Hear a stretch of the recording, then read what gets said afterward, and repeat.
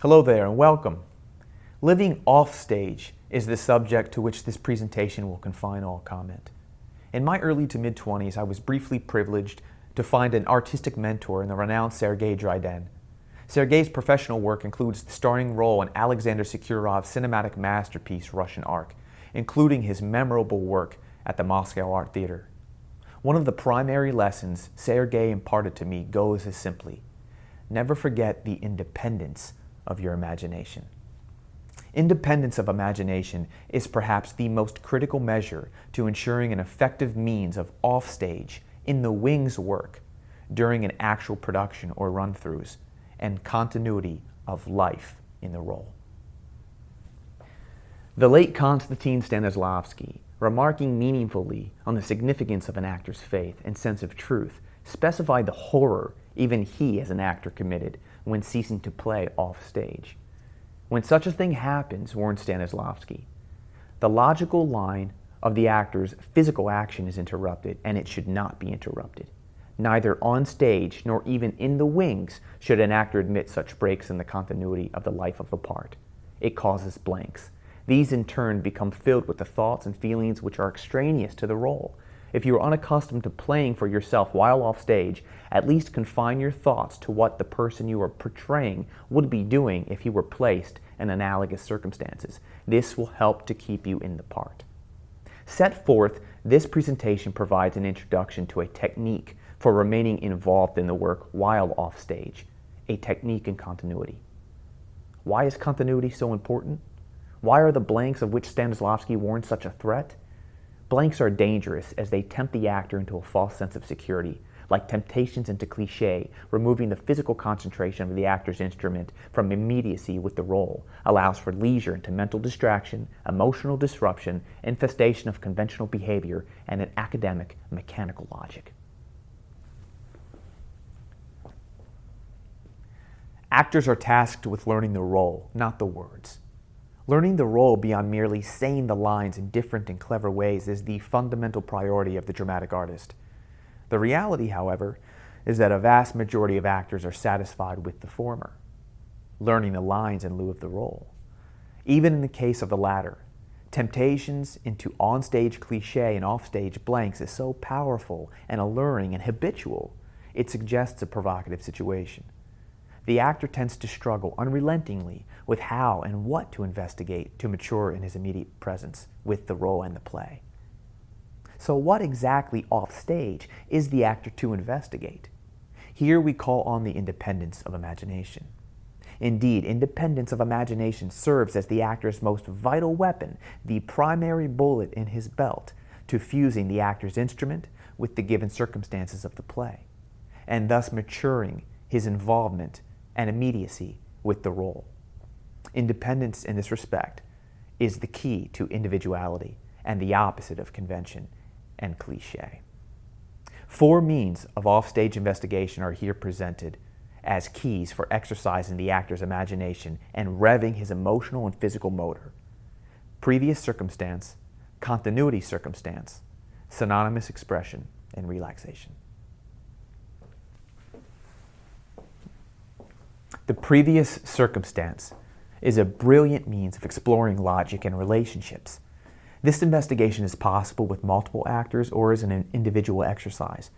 A vital rehearsal tool in its own right, exploration of previous circumstances incites the actor off stage into real motivations for entering the play to solve real problems. The previous circumstance is perhaps most effectual when used as a tool suited to prepare the instrument for the first stage entrance and as a means of investigation, and requires first having explored the given circumstances of the play. To re-emphasize, whether the play is a kitchen sink drama, musical, or Elizabethan in nature, technique for inciting independence of the actor's imagination is always necessary and universally applicable. The work is always the work. Therefore, suppose, for instance, the actor is working on the role of Robert in the farcical comedy Boeing Boeing by Mark Camilletti. Given circumstances of the play indicate that Robert has left his home in the outskirts of France and spontaneously arrives at the door of a posh Parisian apartment belonging to his old school friend Bernard. Arrival at Bernard's door is Robert's first entry into the play. Prior to his entrance, for example, the actor playing Robert may, off stage, utilize a previous circumstance preparation for inciting his instrument into concentration and motivation. The actor may perhaps physically act out the packing of his bags or the train ride into Paris. Given circumstances indicate Bernard is the wealthier and more conventionally attractive of the two. Getting specific about what kinds of clothes or objects Robert packs or is packing will serve to stimulate the imagination more distinctly. Are the clothes old, used, few, many, the gift of a poor mother? What specific objects can you reasonably bring with you and why? Under what circumstances is Robert leaving his home? Was the departure, for instance, pre-planned with the consent of a loved one? At midnight exit with no formal goodbye? While the play does not directly say, Robert's spirit is curiously despondent upon the entrance per the given circumstances. Examples are minimal, possibilities endless. A physical exploration of the previous circumstance or circumstances as a preparation to the first entrance will stimulate the actor's logic tenfold over that of any mere thinking about such things or remaining content with vapid blanks. The more specific and personal the actor makes the continuity investigations, the more they serve to stir and motivate the emotional motor of the actor in independently creative ways. Continuity circumstances are investigations an actor undertakes in the wings, after leaving an on-stage scene and before his return. Continuity investigations, like previous circumstances, are improvisations suited for multiple or individual actors. A continuity tester in the field of professional construction is an electrician's tool. It checks for live voltage. Continuity investigations in dramatic art increase the actor's artistic endurance and, most importantly, serves to stimulate deeper motivations, justifications, and relationships. Weak connectivity between a desk lamp and an outlet garners limp and vacuous connectivity. Pulsating continuity calls immediate and irrepressible light. The same is true of continuity in the stage. Allow the continuity circumstance to derive from the actor's logic, which of course is in tune with the overall logic of the play. Say, for instance, you're playing Dennis in Kenneth Lonergan's This Is Our Youth. In between Dennis's Act 2 exit and Act 2 return, he has since seen the dead body of one of his acquaintances. As with the previous circumstance, continuity circumstance investigations can serve the actor in ways he never imagined. The givens indicate that Dennis is emotionally overwhelmed upon his return. The actor can, for example, live out, using sense memory, the seeing of the corpse, touching it, smelling it. Is the body cold, stiff, rotting? Living out off stage this experience, the actor then enters once again with the real experience. The previous example provides a continuity circumstance investigation associated with direct given circumstances of the play. Implied givens are also fresh for the picking. An actor working on Teach in David Mamet's American Buffalo might also explore continuity with implied given circumstances between Teach's end of Act 1 exit and his Act 2 return. Implied givens require a sensitive exploration of the play's conditions and the role itself, but implied givens also require the actor's independence of imagination. For instance, Teach's manic obsession with needing to pull off a robbery before the play ends is of highly personal urgency. The urgency is a direct given circumstance associated with Teach.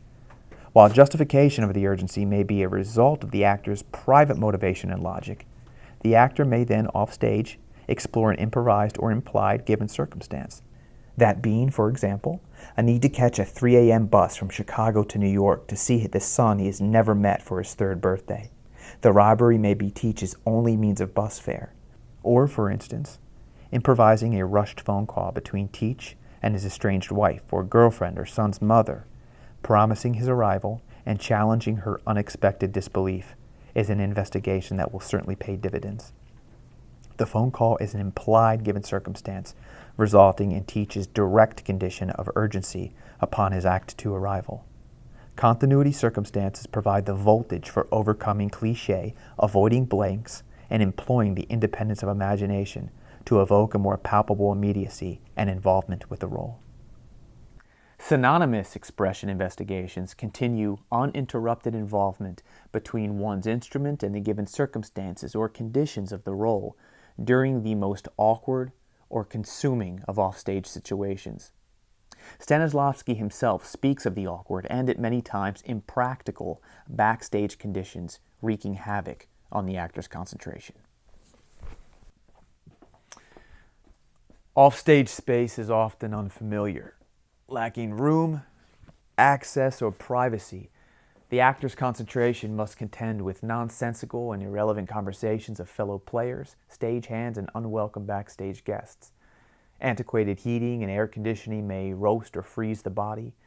Makeup spills, props are misplaced, audiences boo. Offstage life for the actor is unrelentingly and unpredictably awkward. So say, for instance, you are working on the role of street urchin Bob in Lanford Wilson's ensemble play Balm in Gilead. Synonymous expressions require only the actor alone and the space where the actor positions himself, sitting or standing, awaiting his return to the stage. He carries out a physical activity directly expressive of an emotional presence which must subside, endure, or manifest in the role.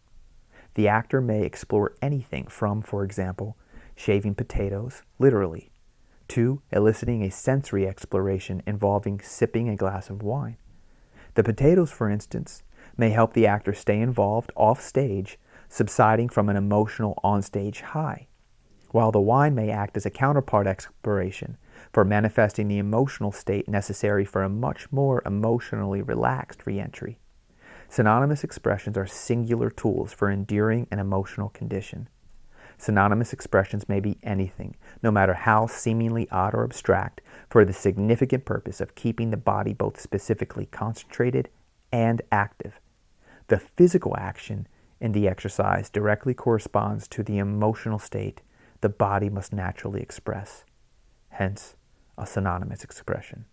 Relaxation work should accompany all previous methods of investigation and is an invaluable tool for use on its own. Relaxation, of course, has nothing to do with feeling good or comfortable. The stage is a very uncomfortable space to occupy, an occupational hazard for the dramatic artist. On the contrary, relaxation is immeasurably useful for releasing unnecessary tension. Offstage work related directly to the release of tension in conjunction, when possible, with the use of vocalizations keeps the actor present and his impulses open for maximum expression. Chair work, that is, relaxation when seated, is useful in offstage wings where space is either vast or limited. The actor is encouraged to move through each area of the body slowly and specifically to identify new or continuing areas of tension. Moving through all limbs thoroughly and often in abstract ways tells the body where tension subsists. Vocalizing through this area of tension helps to oxygenate the blood, allowing for a physical and mental release. Relaxation is a direct investigation of the actor's instrument and, of course, is completed by himself. A proponent of offstage preparation, the late Lee Strasberg largely contended that pre-performance preparation in particular should be held to a minimum to keep the instrument spontaneous and is useful primarily for actors having difficulty with imagination.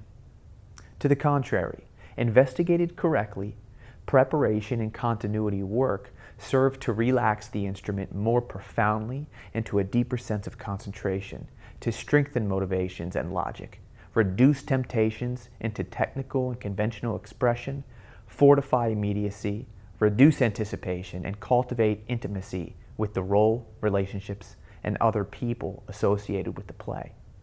Pre-performance preparation and a technique and continuity ultimately serve the actor with additional provisions for maturing an authentic stage expression.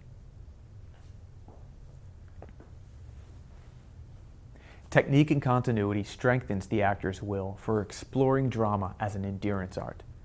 Yevgeny Vakhtangov, Stanislavski's storied protege, himself believed, the actor will realize the necessity of the actions pointed out by the author if he will come to know the conditions of life of a given character. The conditions of the life of a character must be known as well as you know your own mother. Independence of imagination introduces this communion. To practice continuity is to learn and know your own mother.